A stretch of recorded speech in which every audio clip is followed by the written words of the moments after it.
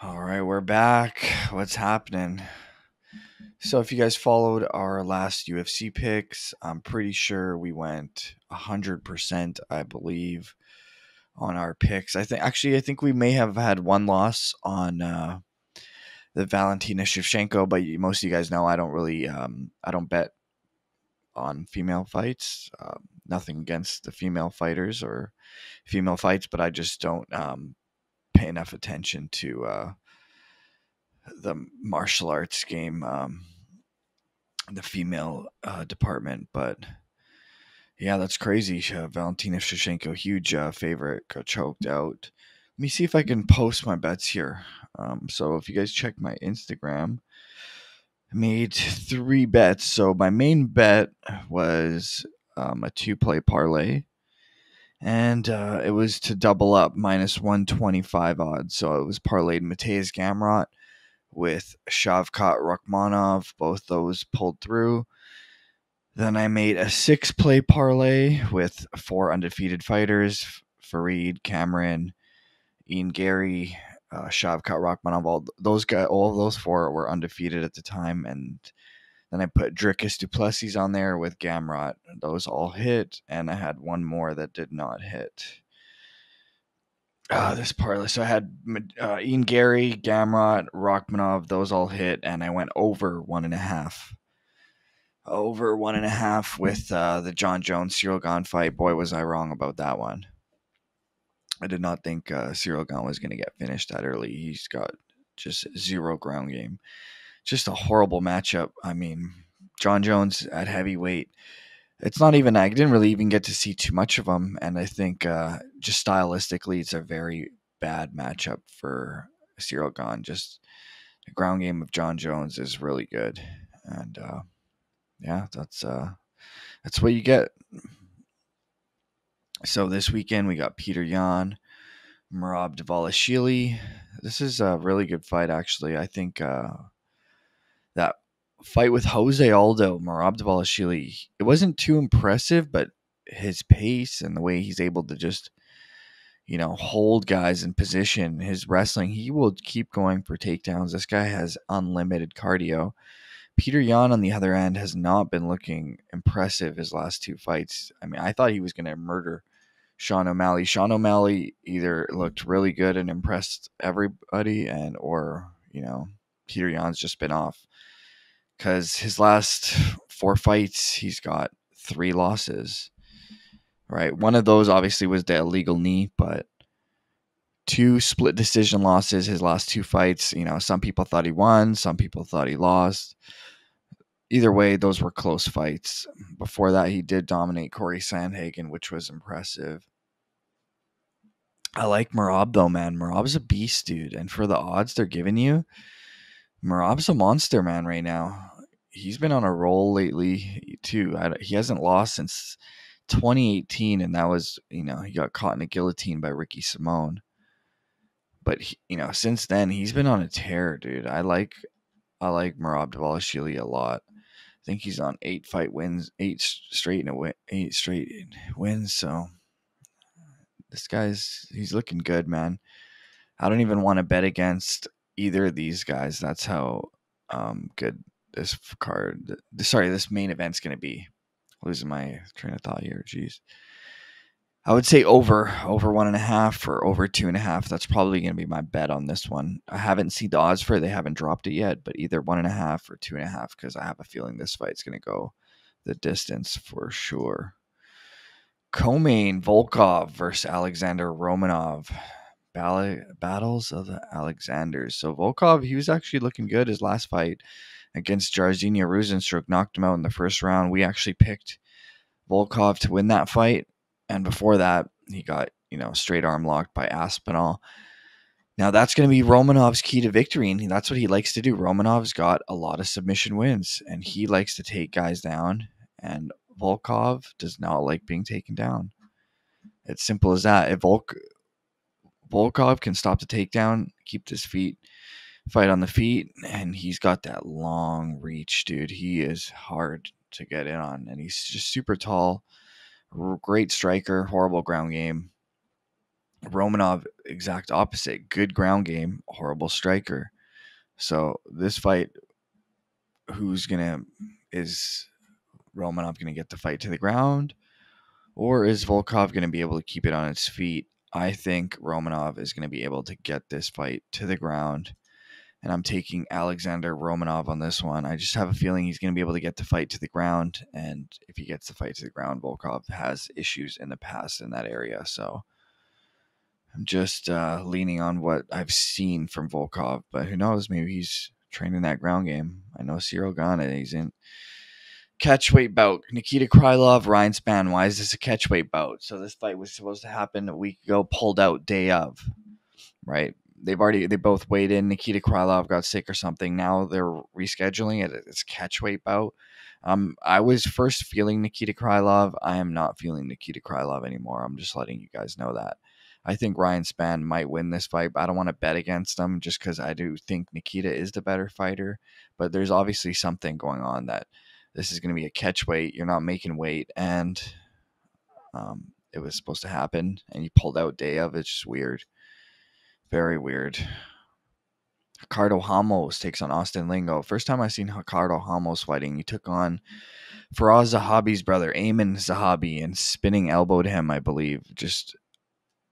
Spinning elbowed him, and it was just a vicious KO. And that was the first time I've ever seen Ricardo Ramos fighting. And that was like 6 years ago, I believe. He's been on a roll too, or he was on a roll. Then he had some tough fights. One to Said Nurmagomedov. No shame losing there. He got finished by Lerone Murphy and lost a unanimous decision to Zubair Tukhugov, Khabib's boy. But his last fight over Danny Chavez was a really impressive finish. First round finish. And he's taking on Austin Lingo. I haven't seen actually too much of this Austin Lingo guy. I think it's his second or third fight in the UFC, but they've been keeping him on the prelims. Hasn't fought in 2 years. Yeah, I'm going with Ricardo Ramos on this one. I think Ricardo Ramos should get that one done. As do the odds makers think. Yeah, minus 360. Said Nurmagomedov. So I haven't posted any bets for this fight, but I think Said Nurmagomedov, I'm looking to put him on a parlay most likely. I think he should be able to take out Jonathan Martinez. His last fight, too, he was actually losing his last fight against Saidio Kakhramonov, but ended up, getting that guillotine choke off in that second round. Last name Nurmagomedov. Never know what these guys are insane. I can't really bet against them, so might as well bet on them. Jonathan Martinez, though, let's see. He's been on a roll, 4 straight wins, yeah. But who's he beating? He had 3 straight decision wins, and then he beat Cub Swanson by leg kicks. Now you're fighting Said Nurmagomedov. I think that's a big jump up in competition there. So I think Nurmagomedov gets that one done. Now we got Vitor Petroni. I think he had 1 fight on the Contender Series. He looked really impressive. Beat Hidalgo Bellato, and now he's taking on Anton Turkalj. So both these guys, big dudes fighting at 205. This is okay. So Anton fought Jaltin Almeida his last fight and just got crushed. So okay, that makes sense. I remember seeing that now. Okay. So I'm going with Vitor Petroni on this one. Going with the Brazilian. Let's see. Carl Williams, Lucas Bresky. Carl Williams minus 200. He's got 4 straight wins in a row. He fought his last fight on the Contender Series. These guys you haven't really seen too much of them because, they're fighting on the regional scene. This is his first fight in the UFC. Lucas Bresky, on the other hand, he fought Martin Boudet, his first fight in the UFC, and it was a split decision loss. Now he's taking on Carl Williams. Yeah, like this, to be honest, this could go either way. Haven't really seen too much of either guy. But if you see the significant strikes landed per minute here, 1.6 to 6.8. That's a huge difference. I don't know how many fights they're counting that over, or if that's like, is that they're counting that over his 11 fight career or his one fight in the UFC? Are they counting those significant strikes? I have no idea. But if it's his his MMA career, that he's got 6.86 strikes landed per minute compared to Carl Williams one, that's definitely something. But then Carl Williams, 3 takedowns average. He's averaging 3 takedowns a fight. Rafael Assunção still doing the damn thing, taking on Davy Grant. How old is Rafael Assunção now? This guy must be like at least 40, over 40 maybe. So Assunção, he had 4 straight losses before his last win over Victor Henry. 4 straight losses. Out of 3 of those losses, those were finishes. He got finished viciously by Cody Garbrandt, and he got knocked out by Ricky Simón, choked out by Marlon Rice, and he lost that decision to Corey Sandhagen. But then his last fight, comes back, looked really good, and beat Victor Henry, and he was a huge underdog going into that fight. And Rafael Assunção looked good. Now he's taking on Davy Grant. Davy Grant, looked good his last fight against Smolka, but even his last 2 fights, because before that he fought Adrian Yanez, was a huge underdog, lost the fight, but actually looked very impressive doing so. Lost a split decision loss to Adrian Yanez. The UFC's really high on this Yanez kid. He's got really good boxing, and Davy Grant made it a very close fight, which was surprised a lot of people. Everyone thought Adrian Yanez was just going to come and starch Davy Grant. Did not be the case at all. So I'm going with Davy Grant on this one. I think Rafael Assunção, 40 years old. I think time's up. Mario Batista, Guido Canetti, minus 1,000. This should be easy work. I don't even know why this guy's in the UFC when you got 10 wins and 7 losses. Victor Henry takes on Tony Gravely. So Victor Henry, we of course know, lost to Rafael Assunção. But before that, he was actually doing really good. Beat Hani Berchelos, Albert Morales. So he was looking really good until he fought Rafael Assunção. And now he's taking on Tony Gravely.